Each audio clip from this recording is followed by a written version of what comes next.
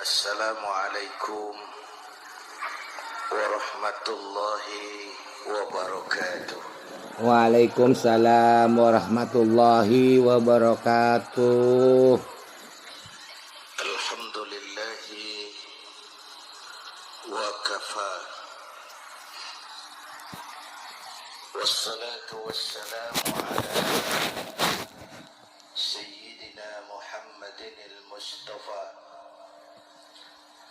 wa ala alihi wa ashabihi ahli sidki wal wafa. Amma ba'd. Para ulama, para habaib, para masyayikh yang saya muliakan, yang terhormat Bapak Kapolres dan Bapak Dandim, Sahibul Bait, Di luar banyak loh, kuenya banyak. Rawdatul Muta'allimin Al-Aziziyah. Bapak-bapak, ibu-ibu, hadirin hadirat Di luar kurang kuenya, di luar. yang saya cintai. Saya bersyukur dapat menghadiri haflah Maulidin Nabi Al-Karim, dan saya bangga dan terharu dengan keberadaan Pondok Pesantren Rawdatul Muta'allimin Al-Aziziyah ini. Sekarang ini banyak orang bisa memberi contoh, tapi sedikit orang bisa menjadi contoh. Memberi contoh itu mudah, tapi menjadi contoh itu yang sulit. Oleh karena itu, pada kesempatan ini kita ingin mengambil contoh bagaimana Rasul melaksanakan perjuangan. Apa modal utamanya? Saya sampaikan 3 sajalah, mudah-mudahan selesai 10 menit. Yang pertama, modal utama perjuangan baginda Rasul adalah akhlakul karimah. Memperbaiki akhlak dengan akhlak. Oleh karena itu, Suramadu sudah selesai. Dari dan ke Madura jadi lebih mudah. Bahkan Madura akan jadi daerah industri. Tetapi yang kita ingin, Madura tetaplah Madura. Akhlak tidak boleh berubah. Zaman boleh berubah, akhlak tidak. Masa boleh berganti, tapi keyakinan tidak boleh mati. Nah, soalnya adalah kepada siapa kita harus berakhlak? Kita itu kan harus berakhlak kepada 2.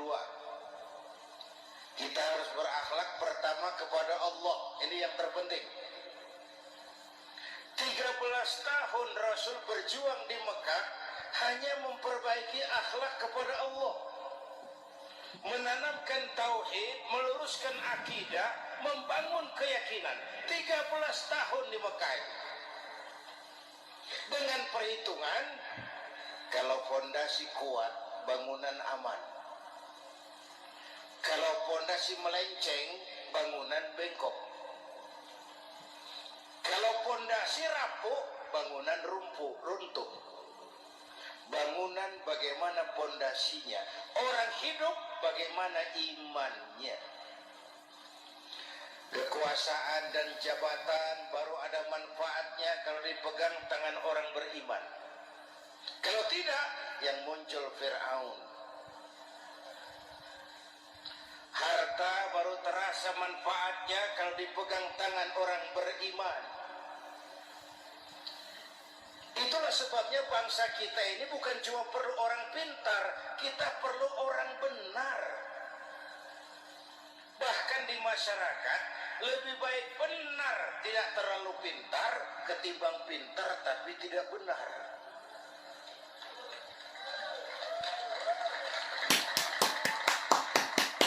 Kalau sudah pintar tidak benar, rusak rakyat juga. Disuruh ngurus beras, malah nimbun beras. Ya, disuruh ngurus laut, jadi bajak laut. Disuruh ngurus hukum, bikin hukum seperti pisau, tajam ke bawah, tumpul ke atas. Kalau Makin yang geblek kecil itu. salah, hukum cepat-cepat ditegakkan. Yang besar salah, diam pura-pura tidak mengerti.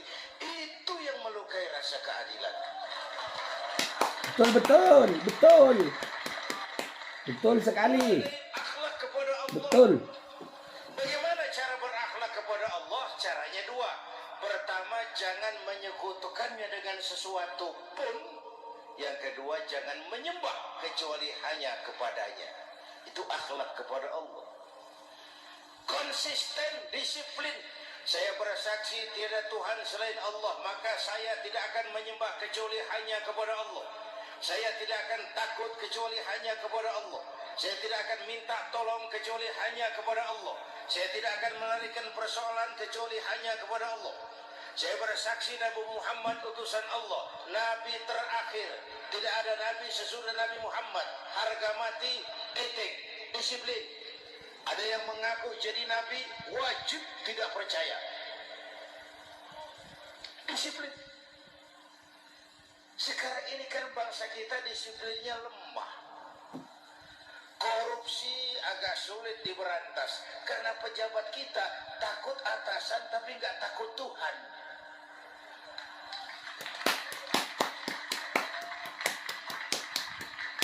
Betul. Anak muda naik sepeda motor ngebut, lampu merah jalan terus, di stop sama polisi. Break. Iya pak. Minggir. Siap. SIM ada pak. SNK ada pak. Tahu kau lampunya merah? Tahu pak. Kenapa lewat terus? Saya nggak tahu ada bapak. Aduh, mati lah. Aduh. Tenang benar jawabnya kayak orang nggak salah gitu.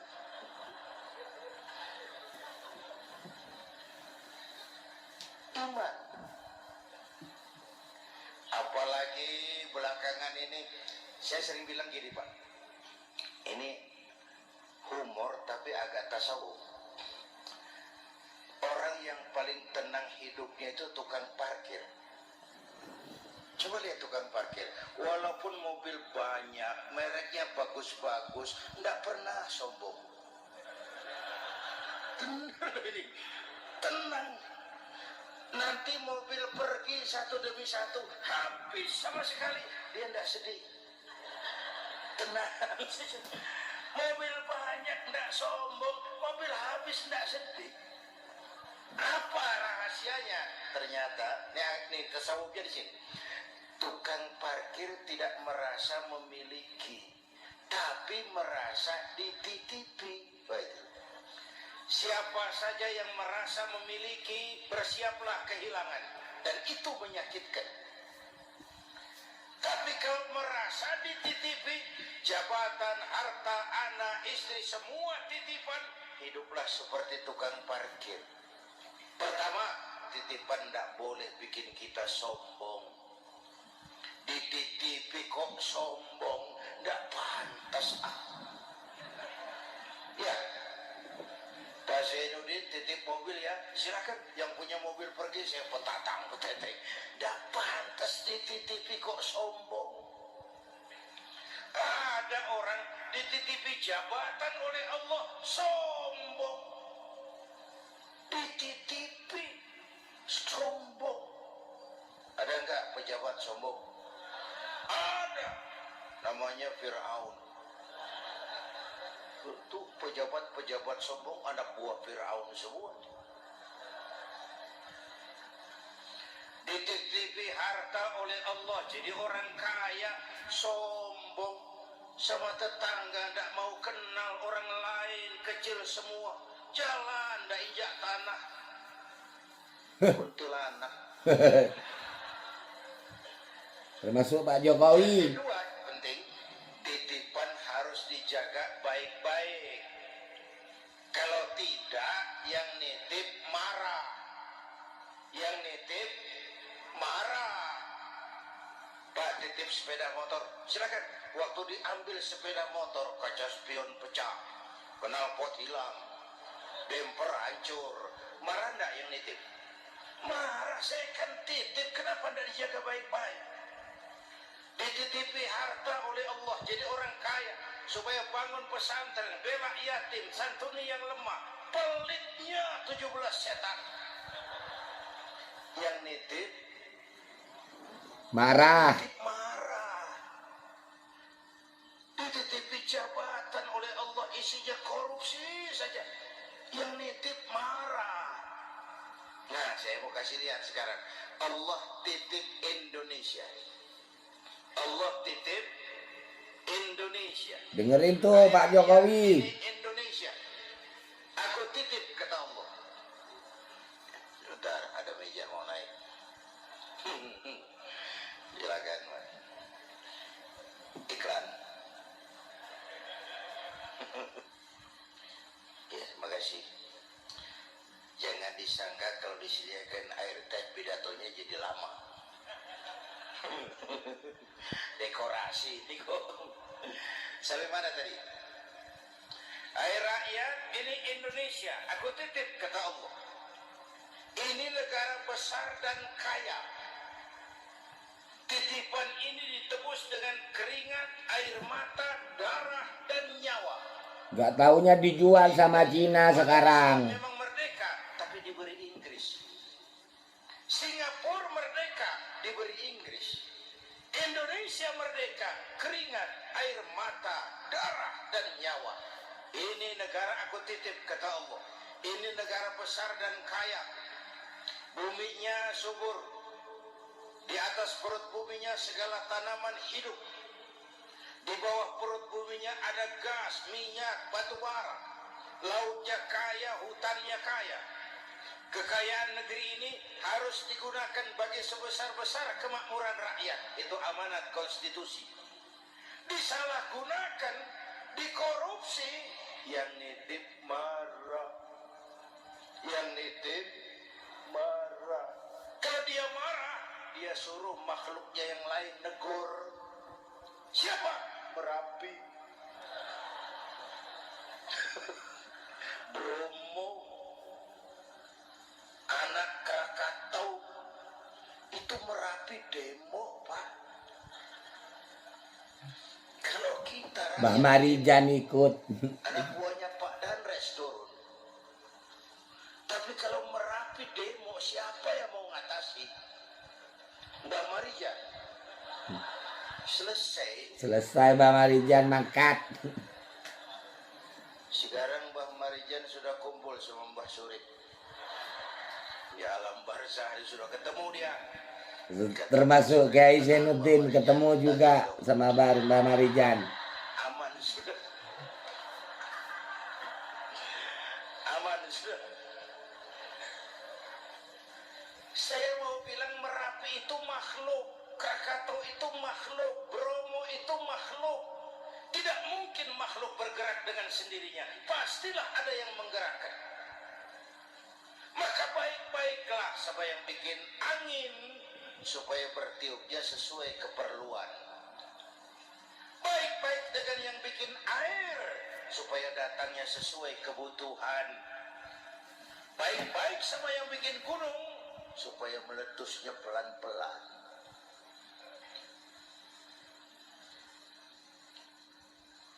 Bapak Ibu hadirin yang saya hormati, menjaga titipan. Jangan menyembah kecuali hanya kepadanya. Jangan menyekutukannya dengan sesuatu pun. Ayo, saya ngobrol kita. Bapak Ibu hadirin yang hadir di sini ini, kita ini semua hamba Allah apa bukan? Hamba Allah. Kata siapa? Kata kita. Kalau kata kita namanya ngaku. Ngaku itu boleh dan murah. Apa diakui? Kita belum tahu. Ya, ya, kan baru kata kita itu. Dan tidak otomatis kalau kita bilang, saya ini hamba-Mu ya Allah. Lalu Allah jawab, iya ya. Tidak. Tidak. Wah, itu kan kata kita. Saya hamba Allah, kata saya. Berapa banyak orang perbuatannya, ucapannya berkata, saya hamba Allah. Perbuatannya menyatakan dia hamba setan, hamba nafsu, hamba dunia, budak jabatan. Tidak sesuai ucapan dengan perbuatan. Jadi hamba Allah itu enggak mudah, digojlok, diuji. Coba lihat. Yang jelas diakui sebagai hamba itu baru satu. Yang kita peringati ini, baginda Nabi. Allah mengakui. Kapan? Waktu menceritakan Isra dan Mi'raj. Apa yang dipakai kalimat? Subhanallazi asra bi'abdi. Maha suci Allah yang telah menjalankan hambanya. Hambanya. Muhammad itu hambaku. Aku jalankan dia. Allah mengakui. Kapan kalimat ini turun? Setelah Nabi digojlok, ditempa, digembleng, diuji, difitnah, dicaci maki, dilontari kotoran unta, sahabat-sahabatnya dibantai. Lolos. Muhammad betul-betul hambaku. Ayo Isra Muhammad. Subhanallazi asra bi'abdi. Hambaku. Jadi kalau mau jadi hamba Allah ya diuji, digojlok, digembleng.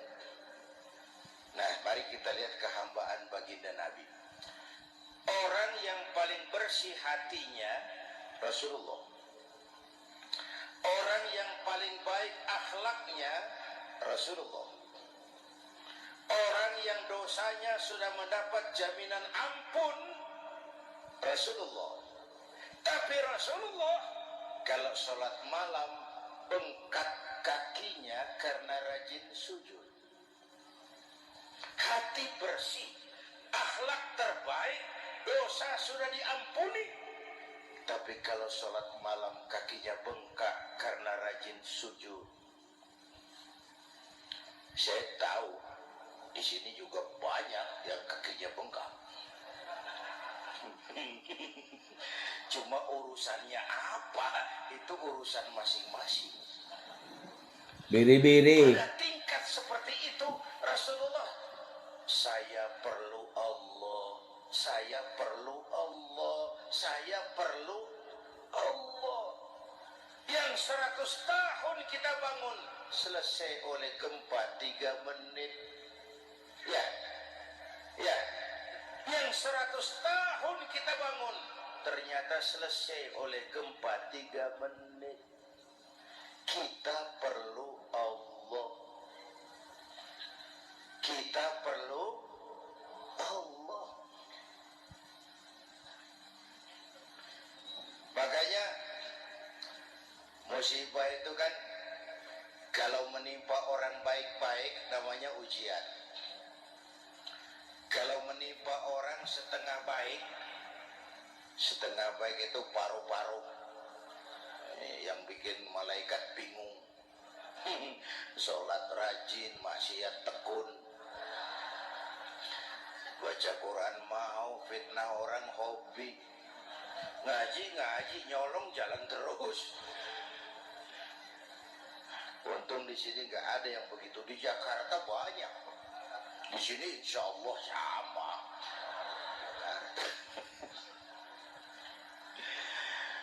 Orang separuh seperti itu kalau dapat musibah itu namanya teguran, bukan ujian. Kenapa ditegur? Lalai. Nah, kalau orang jahat dapat musibah itu namanya bersekot. Uang muka tanda jadi. Kontannya nanti di akhirat. Kalau diuji, bukan saja harus sabar, tapi harus lulus. Kalau ditegur, introspeksi, perbaiki yang kurang, kurangi yang memang berlebihan. Bertali-tali, bersambung-sambung musibah ini, dan musibah kalau datang tidak pernah memilih. Tidak pernah memilih. Bapak Ibu hadirin yang saya muliakan, jadi mari yang pertama jaga akhlak kita kepada Allah. Jangan menyekutukannya dengan sesuatu pun, jangan menyembah kecuali hanya kepadanya. Sekarang kan musim entertain, orang pandai membangun pencitraan, orang pinter bikin bungkusan. Sekarang ini kiai sama dukun tipis bedanya. Bener Pak, pemburu hantu pakai sorban, pakai gamis, nanti kiai pakai helm. Atribut sudah kacau sekarang ini, siapa pakai apa, siapa mau jadi apa, tidak jelas.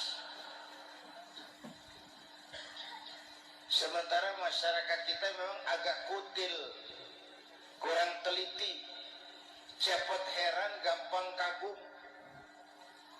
Pernah terjadi suatu saat tabrakan di jalan, keras sekali, korban jatuh berlumur darah, dikerubungi orang banyak. Datang wartawan, mau ambil gambar dari dekat sulit, banyak sekali orang ngerubung. Dia cari akal, tolong saya dikasih jalan ke dekat korban. Orang menoleh semua, saudara siapa? Saya bapaknya korban. Dia mengaku bapaknya korban, ya orang minggir semua. Minggir, ada bapaknya korban. Orang minggir semua, dia maju ke depan korban. Sampai di depan korban, pucat mukanya itu wartawan. Kenapa? Yang ketabrak anak monyet, Pak. Oh, dia sudah ngaku bapaknya korban. Bapak monyet. Ini cerita pendek, tapi pesannya dalam. Kalau belum kenal benar, jangan cepat-cepat ngakui. Ya, rakyat harus cerdas sekarang ini. Emas pasti kuning, benar itu? Apa semua yang kuning pasti emas? Udah cerdas lah itu, Hati-hati, ini zaman pencitraan. Orang pandai bikin bungkusan. Oleh karena itu kita juga harus punya filter, supaya tidak hanyut oleh kedangkalan pencitraan itu. Satu itu, akhlak kepada Allah. Yang kedua, kepada siapa kita berakhlak? Kepada sesama manusia. Kepada sesama manusia itu siapa? Pertama, sesama muslim. Malam ini saya hadir di sini, saya tidak merasa tamu. Saya hanya keluarga di tengah keluarganya. Bahwa saya lahir di Jakarta itu sih kebetulan, saya nggak pesan. Yang kita tidak pesan, jangan diributkan. Oh, kita nggak pesan. Warna kulit seperti ini kita nggak pesan. Dari suku apa lahir kita nggak pesan. Potongan seperti ini kita nggak pesan. Islam membebaskan manusia dari ras diskriminasi. Pada waktu yang bersamaan, Islam mengangkat harkat, derajat, martabat kaum wanita. Ini kasihan dari tadi gak diajak ngomong. Pada waktu yang bersamaan, Islam mengangkat harkat, derajat, martabat kaum wanita. Loh, ibu-ibu mestinya lebih terima kasih sama Rasulullah. Sebelum Rasulullah datang, nasib perempuan menyedihkan, dilecehkan, harganya murah. Sebelum Rasulullah datang, murah. Sebelum Rasulullah datang, murah. Coba lihat wanita sebelum Islam, sedih, dilahirkan hanya untuk melahirkan. Alat pemuas nafsu. Kalaupun berperan, peranannya cuma segitiga. Dapur, sumur, kasur. Kasur, sumur, dapur. Putar-putar di situ saja.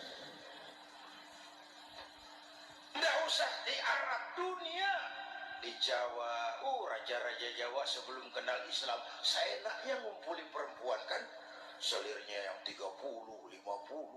Sultan-sultan di Turki biar harem ratusan orang perempuan. Kaisar terakhir dinasti Ming Cina bangun istana 1000 kamar, istrinya 1000. Innalillahi wa inna ilaihi. Itu saya coba pikir, raja kalau istrinya 1000, kapan pakai kolor itu raja?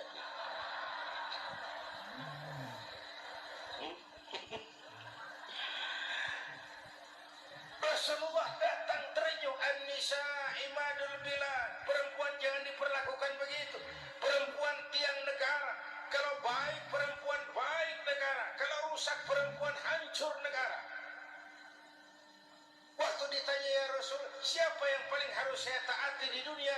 Ibumu. Setelah itu siapa lagi? Ibumu.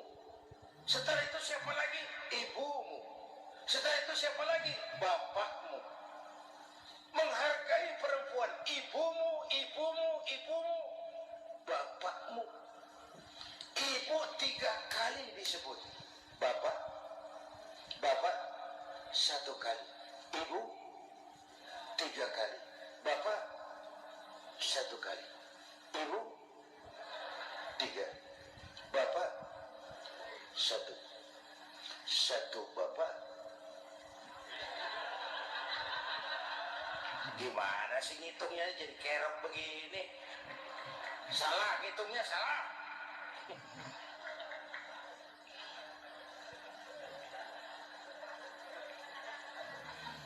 Lalu dicairkan kehidupan kemasyarakatan di masjid.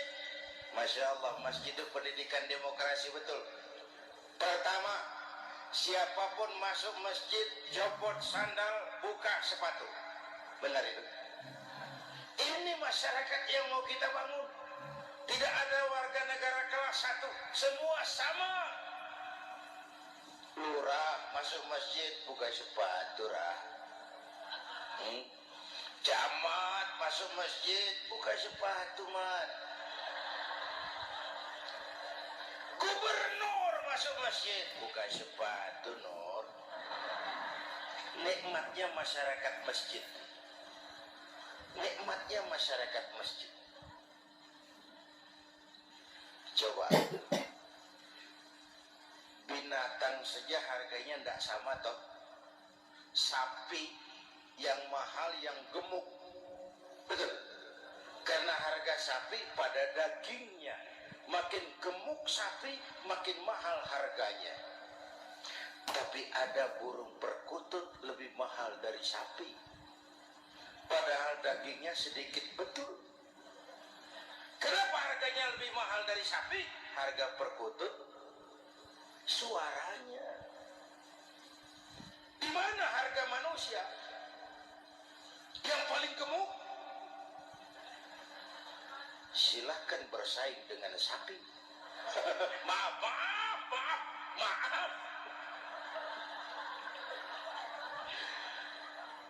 Inna akramakum indallah atqakum. Masyarakat masjid. Sudah coba sandal, buka sepatu? Sudah. Masuk ke dalam sholat berjamaah. Kalau sudah ke dalam sholat berjamaah, tidak pernah kita usil dari mana orang datang. Yang penting kemana dia menghadap. Itu masyarakat masjid. Dari mana kamu? Dari kidul, Pak, madhab ngulon. Kamu dari mana? Dari lor, Pak, madhab ngulon. Kamu dari mana? Dari kulon, madhab ngulon juga. Ini kan konsep Bhinneka Tunggal Ika. Dari manapun orang datang, apapun warna kulitnya, dari suku apapun ia dilahirkan, kalau akidahnya sama, itu saudara kita. Lalu sholat berjamaah. Apa itu? Hidup bermasyarakat, berbangsa, dan bernegara. Harus ada imam, harus ada makmum. Kenapa? Ini saya harus agak hati-hati ya, pakai sarung angin ini. Apa tadi ngomong apa saya? Sholat berjamaah bermasyarakat, berbangsa dan bernegara. Ada imam, ada makmum. Siapa makmum? Kita ini rakyat. Siapa imam? Para pemimpin negara. Apa bedanya? Imam harus dipilih. Makmum? Makmum nggak usah. Coba baca kitab fikih yang setebal apapun, nggak ada bab pemilihan makmum. Nggak usah, makmum nggak usah dipilih. Orang buta boleh jadi makmum, orang bisu boleh jadi makmum, tukang mabuk boleh jadi makmum, tapi tidak tiap orang boleh jadi imam. Imam harus dipilih. Siapa yang jadi imam? Pertama, a'lamuhum, orang yang paling alim di kampungmu angkat jadi imam. Yang paling alim, bukan yang paling tua. Yang paling alim, tahu urusan, punya konsep, punya visi dan misi, mengerti negara ini mesti dibawa kemana, jalan keluarnya apa, angkat jadi imam. Pak, ada dua orang, Pak, alimnya sama, yang mana yang dipilih? Kalau ada dua orang alimnya sama, kata Nabi, absahuhum, yang lebih fasih lidahnya. Apa artinya fasih? Nyambung sama rakyat, tahu apa yang dimaui rakyat, nyambung. Tidak sah orang fasih bermakmum kepada imam cedal.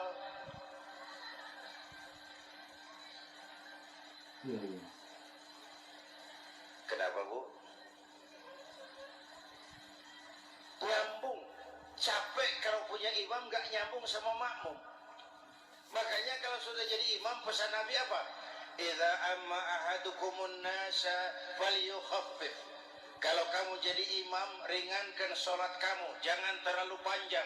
Itu makmum tidak sama kekuatannya. Ada yang tua renta, diri saja sudah gemetar. Ada makmum yang punya darah tinggi, kalau sujud lama kepalanya sakit. Ada makmum yang sudah janji habis sholat mau terima uang. Jangan kalau sudah jadi imam di kota, sholat isya berjamaah, rakaat pertama selesai Fatihah, Yasin, bubar makmum. Jadi imam jangan terlalu lama.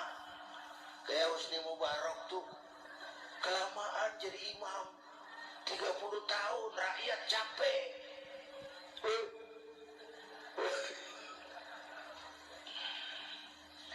Bapak Ibu hadirin yang saya hormati, nah, masyarakat Islam ini loyal, taat, setia. Kapan? Kalau imamnya benar. Imam takbir, makmum takbir, imam ruku, makmum ruku, imam i'tidal, makmum i'tidal, imam sujud, makmum sujud. Tapi masyarakat Islam tidak buta. Imam keliru, makmum wajib menegur. Ya. Bagaimana negurnya? Mestinya ruku, imam sujud. Wah, keliru ini. Subhanallah, kan gitu. Itu aturan main. Tak boleh imam keliru, makmum emosi, main pegang, oi salah, oi kacau sholat.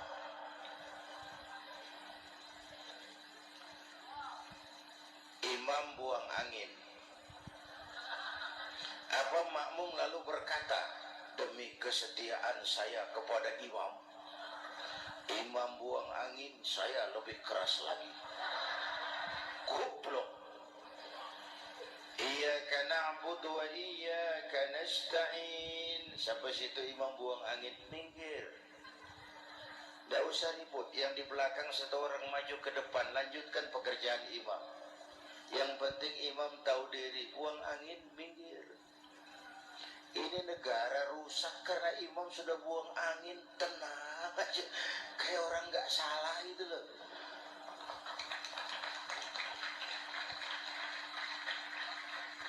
Selesai sholat dikasih tahu imam tadi buang angin ya sedikit. Apa kalau nggak sedikit lalu nggak rusak sholat itu? Nah, dalam berjaga akhlak kepada sesama, ayo kita jaga kesatuan, persatuan, kerukunan, kekompakan. Ini pesantren Rawdatul Muta'allimin Al-Aziziyah, ini aset kita. keberadaannya, pengembangannya, kelangsungannya, bukan segera tanggung jawab pengurusnya, tanggung jawab kita sesuai dengan bidang dan kemampuan masing-masing. Yang punya jabatan bantu dengan wewenangnya, yang punya harta bantu dengan uangnya, yang punya tenaga bantu dengan tenaganya, yang bisa doa bantu dengan doanya, yang tidak bisa apa-apa bantu dengan diam. Diam saja lumayan loh itu membantu. Bapak Ibu hadirin yang saya hormati, saya ingat almarhum Panglima Besar Sudirman pernah bilang, kamu itu kalau mau menang harus kuat, kalau mau kuat harus bersatu, kalau mau bersatu hidupkan semangat silaturahmi. Mau menang harus kuat, mau kuat harus bersatu, mau bersatu hidupkan silaturahmi. Bapak Ibu hadirin, rukun antar umat seagama. Beda pendapat boleh, marah jangan. Kalau di Jakarta kan sekarang lagi musim apa itu wahabi yang bidah, sedikit bidah itu. Saya sih bilang yang suka tahlil bagus, terusin. Yang nggak suka tahlil nggak apa-apa, tapi jangan mencaci maki yang suka tahlil. Orang yang mabuk masih banyak kok yang tahlil dicaci maki. Kita nih seperti orang kurang kerjaan. Waktu guru saya Hadratul Mukarram Ki Haji Dr. Idam Khalid wafat, saya ajak orang baca Fatihah. Selesai, saya lagi duduk di belakang, seorang pengusaha nemui saya, Kiai, kenapa? Saya coba ingin kepastian, apa? Orang yang sudah mati dibacakan Fatihah itu, apa pahalanya sampai? Saya bilang gini, Mas, kamu kalau nggak percaya mati aja dulu. Saya bacain Fatihah, tunggu di sono. Kalau nggak nyampe balik lagi nggak apa-apa.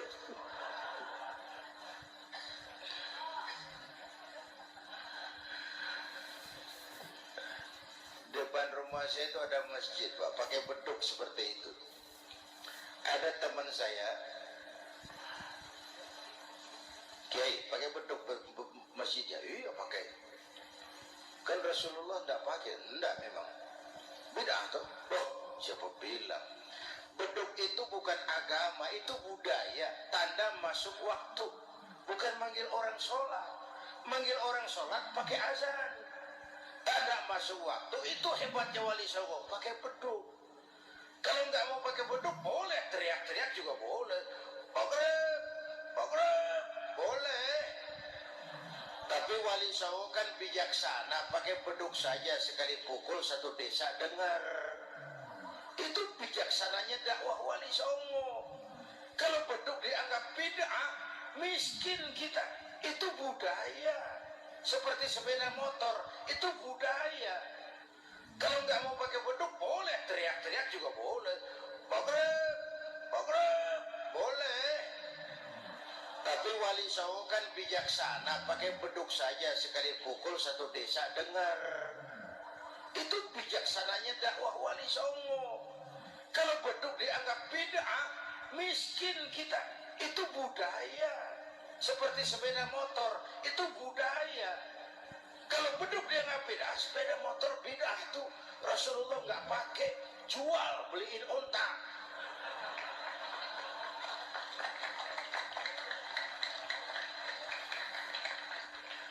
Ayo cari persamaan, jangan memperbesar perbedaan. Hormati pendapat orang kalau pendapat kita juga ingin dihormati. Kasus Ahmadiyah meledak lagi di Cigesik, Banten. Lalu pendekar-pendekar HAM menganggap itu tirani, mengganggu kebebasan beragama. Dia lupa bahwa Ahmadiyah masalahnya bukan kebebasan beragama, tapi penodaan terhadap agama. Kalau kebebasan beragama sih umat Islam welcome. Orang mau Hindu, mau Buddha, mau Kristen bebas memilih agamanya masing-masing. Tapi ini kan Ahmadiyah lain, Islam, tapi ada nabi lagi sesudah Nabi Muhammad, namanya Mirza Ghulam Ahmad, asal dari India. Saudara hadirin yang saya hormati, ini yang prinsip penodaan terhadap agama. Kalau nggak ngaku Islam nggak masalah. Supaya mau aman caranya cuma dua, Ahmadiyah jadi agama sendiri, karena Malaysia sudah melarang, Brunei sudah, Rabito Alam Islami menyatakan aliran sesat, Saudi Arabia melarang pengikut Ahmadiyah pergi bikin haji, dia dianggap non muslim. Cuma memang pemerintah kita nggak tegas. Kalau dari dulu dinyatakan dilarang, nggak akan ada lagi kasus-kasus seperti itu.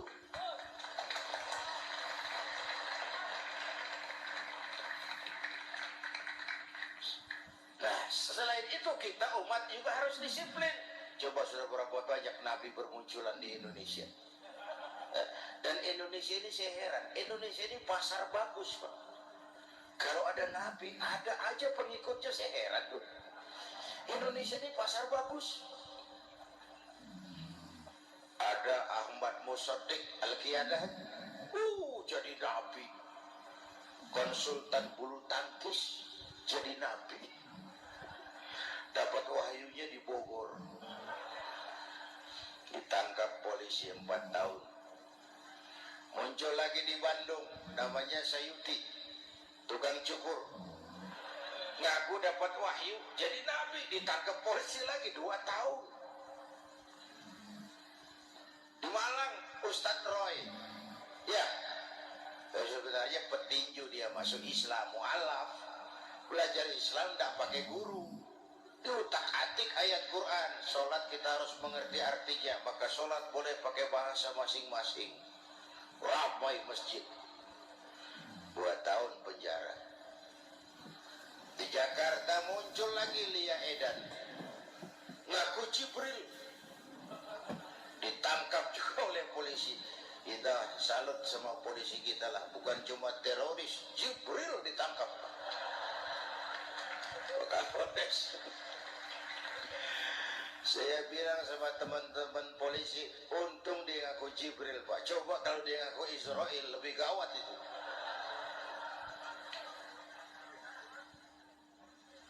Yang parah, antara Cirebon Losari, ya, perbatasan Jawa Tengah Jawa Barat, pernah muncul agama baru namanya agama Jasun, agama Jawa Sunda, agama Jasun Jawa Sunda. Yang jadi nabi Tugimin. La haula wala quwata. Saya bilang ini jangan jadi nabi, jadi kiai juga nggak angker ini. Al Mukarram Bapak Kiai Tugimin. Nggak enak loh. Yang lebih nggak enak selawatannya loh itu. Kalau kita kan tadi nikmat tuh, ya Habibi ya Muhammad, nikmat rasanya tuh. Coba ganti sama yang tadi, wah, ya Habibi ya Tugimin, nggak enak itu, Pak. Jadi umat Islam itu sangat menghormati orang lain agama. Soal agama orang lain, lakum dinukum, awas hati-hati kalimatnya. Kita menghormati orang lain agama. Soal agama orang lain, lakum dinukum.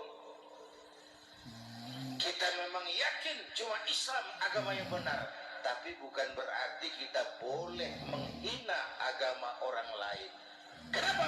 Kalau agama kita yang dihina, kita kan sakit hati. Orang lain sama dong. Itu sebabnya Allah berpesan, jangan kau caci maki Tuhan mereka, karena mereka akan balas mencaci maki Tuhanmu. Dan itu artinya mencaci maki aku, kata Allah. Jelas ini? Jelas? Justru karena umat Islam mayoritas di Indonesia, maka kerukunan antar umat beragama terjaga dengan baik. Oh, kalau umat Islam mau main kasar, mau main kayu, mau main keras, umat Islam ini 85%. yang lain pasti selesai. Saya jamin selesai. Tapi kan tidak. Kita sadar betul ini negara Pancasila. Kita sadar betul bahwa kita harus menghargai orang lain agama, menjaga kerukunan, rukun antar umat beragama. Yang ketiga, rukun antar umat beragama dengan pemerintah. Dulu kiai saya bilang, sultanun zulum khairun min fitnatin tadum. Pemerintah yang jelek pun sebenarnya masih lebih lumayan ketimbang tidak ada pemerintahan. Kalau itu ukurannya. Coba umpama nanti Pak SBY sudah terlalu pusing, lalu pengumuman jam 000, seluruh rakyat Republik Indonesia saya umumkan mulai malam ini tepat jam 000 pemerintah bubar. Ayo bayangkan seperti apa kita tanpa pemerintah. Hukum riba, yang kuat menekan yang lemah, yang kaya merampok yang miskin. Rumah saudara dirampok, lapor ke polisi, kata Kapolres, maaf polisi baru bubar. Hak asasi diinjak-injak, lapor ke pengadilan, pengadilan bubar. Masih ada pemerintah saja yang kuat suka menekan yang lemah, apalagi kalau tidak ada pemerintah. Karena itu ulama dan umarok dua pilar utama. Kalau kuat keduanya, kuatlah masyarakat. Kalau rapuh keduanya, maka rapuhlah juga masyarakat. Bapak Ibu hadirin yang saya hormati, ini yang kedua, kita harus berakhlak kepada sesama. Yang ketiga, kepada siapa kita harus berakhlak? Kenapa? Iya, saya cuma lihat jam. Yang ketiga, kepada siapa kita harus berakhlak? Kita ini harus berakhlak kepada makhluk Allah yang lain di luar manusia. Kepada air, kita harus berakhlak loh Pak. Saya dulu remaja ngaji fikih, kiai ngajar, makruh buang air kecil di tanah yang berlubang. Oh, saya protes, kenapa makruh kiai? Pertama, untuk kesehatan. Siapa tahu di lubang yang kau kencingi ada gas beracun. Kalau tidak kiai, kalau tidak maka artinya kau harus melindungi binatang yang ada di dalam lubang. Siapa tahu di lubang yang kamu kencingi ada semut sedang rapat membahas masalah Mesir. Apa dosanya lalu mati dikencingi? Ini namanya rahmatan li semut. Bapak Ibu hadirin yang saya hormati, ada hadis sederhana. Faiza zabahtum fa ahsinu zibhata. Kalau kamu menyembelih hewan, sembelihlah dengan cara yang terbaik. Jangan nyembelih ayam pakai pisau tumpul, itu namanya tidak berperi kebinatangan. Kepada ayam kita berakhlak, kepada pohon kita berakhlak, kepada air kita berakhlak.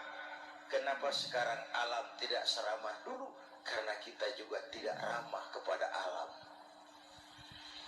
Kenapa sering terjadi banjir? Karena tempat air kita kurangi. Dia bingung mau ke mana. Air nggak punya tempat. Akhirnya masuk ke rumah kita juga. Masuk dalam zoharul fasadu bil barri wal bahri bima kasabat aydin nas. Karena kita tidak berakhlak kepada lingkungan.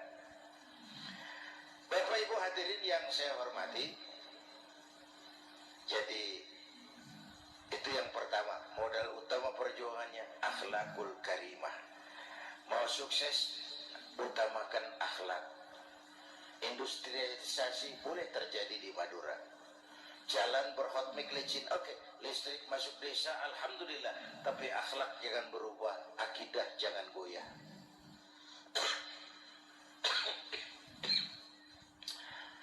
Teknologi tidak bahaya, yang bahaya orang yang menggunakannya.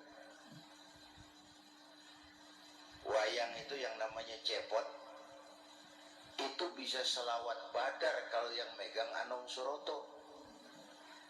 Cepot bisa selawat badar kalau yang megang Anong Suroto. Wayang bagaimana dalangnya?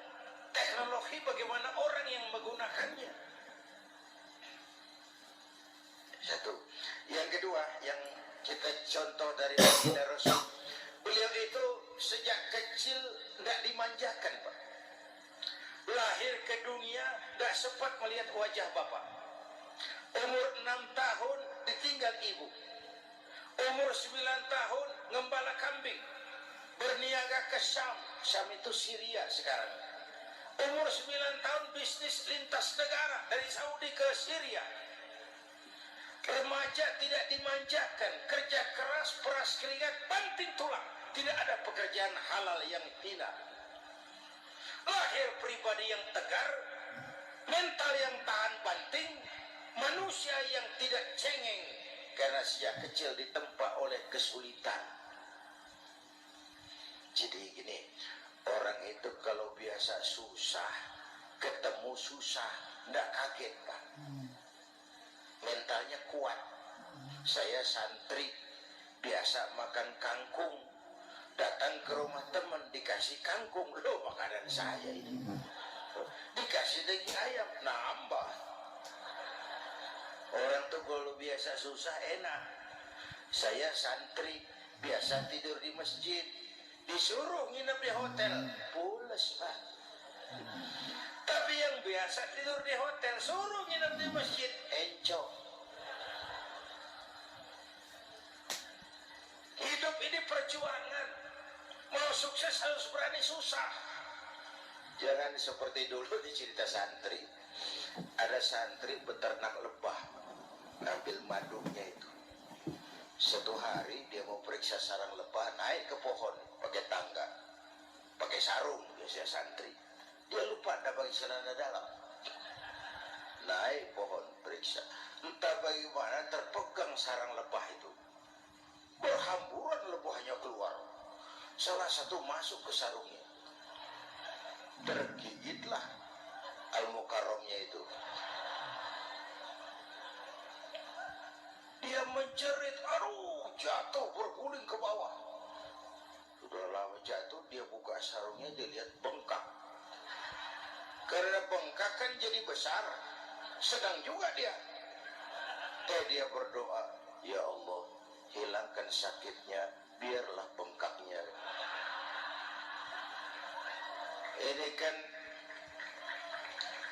Ini doa orang nggak konsekuen. Orang bengkak dan sakit itu paket. Mau bengkak ya harus berani sakit. Masa sakitnya bengkaknya mau, sakitnya nggak mau. Itu satu tuh. Yang kedua, kita ini sering kalau punya cita-cita sering seperti rapat tikus. Satu hari sekelompok tikus rapat paripurna tikus untuk mengantisipasi bahaya kucing. Bagaimana supaya kucing itu jangan lagi mengganggu kita? Akhirnya ada yang mengusulkan begini, bagaimana kalau di leher kucing kita gantungkan lonceng, supaya kalau dia datang dari jauh suaranya sudah kedengaran dan kita bisa lari menyelamatkan diri. Oh, cerdas tuh. Setuju semua. Setuju, bagus. Nah, oke. Waktu pembicaraan dilanjutkan, tikus mana yang mau menggantungkan lonceng ke leher kucing? Rapat bubar.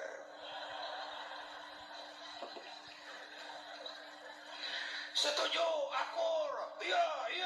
Ini waktu bekerja selesai. Bapak Ibu hadirin yang saya hormati, terutama anak-anak saya, para santri, remaja, pemuda. Hidup ini persaingan. Bapakmu tamat SD, nah kau sarjana. Bapakmu cuma jadi RT, nah kau camat. Bapakmu tukang tambal ban, kau harus punya pabrik ban. Anak saya pertama dulu, saya titip mondok di Tebuireng. Tahun pertama pulang saya kontrol, sini kau, apa hasilmu setahun di pesantren? Dia sodorkan saya sebuah piagam penghargaan juara lomba pidato di pondoknya. Saya heran, ini anak di rumah jarang ngomong, kok bisa jadi juara pidato? Saya tanya, kamu bisa pidato, apa yang dipidatoin? Dia bilang, kan kaset ayah dihafalin gitu. Ya saya ketawa juga, waktu itu dia masih anak-anak. Baiklah, tapi apa cita-citamu? Saya kepengen seperti ayah. Wah, kau ini salah. Kalau aku ayahmu di matamu menurutmu hebat, mestinya kau 10, 100, 1000 kali lebih hebat dari orang-orang yang kau anggap hebat. Karena tantanganmu akan lebih berat dari tantangan yang aku hadapi sekarang. Kalau kau sama dengan aku, kau ditinggalkan zaman karena kau tidak mampu menjawab tantangan zamanmu. Bapak Ibu hadirin yang saya hormati, persaingan tajam, tantangan makin berat. Oleh karena itu diperlukan semangat yang dicontohkan Nabi. Kerja keras, peras keringat, banting tulang, tidak ada pekerjaan halal yang hina. Sejak kecil ditempa oleh kesulitan. Asal jangan seperti saya tadi ngobrol sama teman-teman, sekarang ini di negara kita banyak politisi miskin negarawan. Pejabat-pejabat kadang-kadang kalau melihat rakyat tuh komentarnya nggak berpihak kepada rakyat. Saya ingat waktu Mentawai dihantam gempa, Nias hancur, infrastruktur hancur, rumah rakyat luluh lantak. Ketua DPR Pak Marzuki Ali bilang, bagaimana itu rakyat? Ya itu resikonya punya rumah di pinggir laut. Waduh, ini bukan komentar pemimpin, rakyat lagi susah kok dibilang kayak gitu. Saya prihatin dengan ucapan kayak gitu. Waktu cabai 100.000, di sini berapa sekarang? Sama ya. Waktu cabai mahal, ada pejabat bilang, rakyat suruh nanam cabai aja di halaman rumahnya. Ini kan gak solutif dan gak cerdas. Cabai naik, rakyat suruh nanam cabai. Nanti beras naik, rakyat suruh nanam padi. Yang saya khawatir kalau telur mahal, apa rakyat suruh bertelur gitu? Ini kan gak cerdas dan gak solutif. Bapak Ibu hadirin yang saya hormati, apalagi tadi sudah saya bilang di awal, kita ini bangsa yang ditempa oleh kesulitan. Mau merdeka saja dengan keringat, air mata, darah dan nyawa. Kita tidak boleh cengeng menghadapi kesulitan ini. Tegar, tahan uji, tahan banting, dan seterusnya. Itu hal yang kedua. Yang ketiga, terakhir, Rasulullah itu sosok yang ibadahnya luar biasa. Tadi sudah saya jelaskan sebagian. Ibadahnya luar biasa. Ayo kita bantu keamanan negeri kita ini. Dengan apa?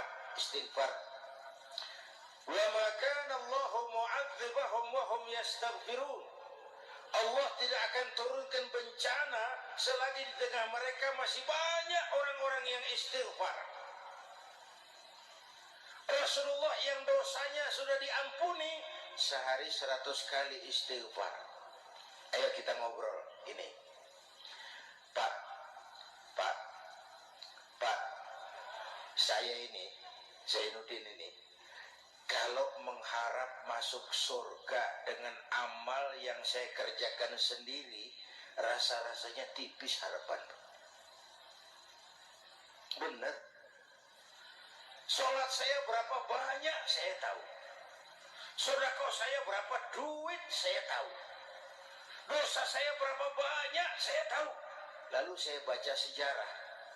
Nabi Adam dosanya 1, makan buah khuldi, dikeluarkan dari surga. Nabi Adam dosanya 1, dikeluarin. Kita dosanya banyak, kepengen masuk. Ini nggak nyambung ini. Nabi Adam dosanya 1, dikeluarin dari surga. Kita dosanya banyak, kepengen masuk. Nggak nyambung. Apa yang bikin saya besar hati? Apa yang bikin saya optimis? Ada dua, Pak. Pertama yang disebut rahmat Allah, yang kedua disebut syafaat Rasulullah. Dua itu, Pak. Oh, kalau kita ini insya Allah nanti sampai ke surga, amin, amin. Kalau kita ini sampai ke surga, Pak, saya jamin itu bukan karena amal kita, itu karena rahmatnya Allah. Hendaklah seberapa banyak sih amalan kita mau menggapai surga? Kalau bukan karena rahmatnya Allah, sulit sampai ke sana. Manusia, dosamu besar, tapi lihat rahmatku lebih besar. Manusia, salahmu banyak, tapi ampunanku lebih banyak. Kau nangis di hadapanku, aku senyum melihatmu. Kau berjalan menujuku, aku berlari menyambutmu. Istighfarnya sehari 100. Lalu ada hadis qudsi, inni la ahammu bi'adzabi ibadi. Kadang-kadang aku pengen turunkan azab bencana kepada manusia, tapi ketika aku melihat 3 perkara, murkaku surut, bencana aku tarik kembali. Coba perhatikan hadis kursi. Allah mau marah ndak jadi, bencana ditarik, musibah diangkat. Kenapa? Ada yang meredam murka Allah. Allah nggak jadi marah. Siapa? Pertama, suyukhan rukka. Aku lihat orang-orang tua tengah malam sujud sambil berlinang air mata, nangis di hadapan Allah. Itu kita hutang jasa lupa sama orang-orang yang tengah malam sujud nangis di hadapan Allah. Lihat yang begitu Allah tidak jadi marah.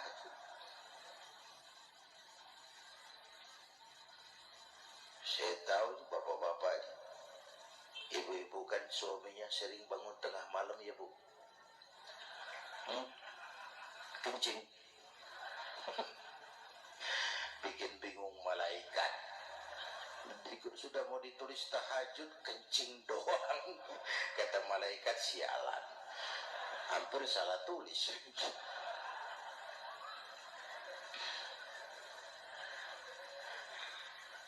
Aku lihat orang tua tengah malam sujud sambil berlinang air mata. Lalu aku lihat bayi-bayi tanpa dosa masih menyusu, sibyanan rutta. Bayi-bayi tanpa dosa masih menyusu, suci bersih, belum ternoda. Wa bahaiman rutta. Dan aku lihat binatang ternak melata mencari makan, kambing mudah cari rumput, alam terjaga keasriannya. Bagaimana bencana nggak mau nambah? Kita mengamalkan hadisnya juga terbalik. Yang diminta itu orang tua tengah malam sujud, bayi tanpa dosa nyusu. Sekarang bayi tanpa dosa dibuang ke tempat sampah gara-gara orang tua tengah malam nyusu. Terbalik namanya. Yang diminta itu orang tua tengah malam sujud, bayi tanpa dosa nyusu. Ini bayi tanpa dosa dibuang ke tempat sampah gara-gara orang tua tengah malam.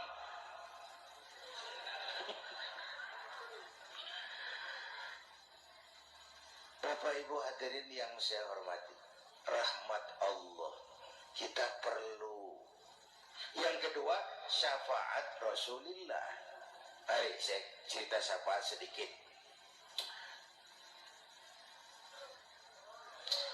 Ini sudah jam 00:05 ya. Ini kalau hitungan Indonesia ini sudah ganti hari. Jadi inilah ceramah terpanjang di dunia. Bayangkan saya pidato dari hari Selasa sampai hari Rabu.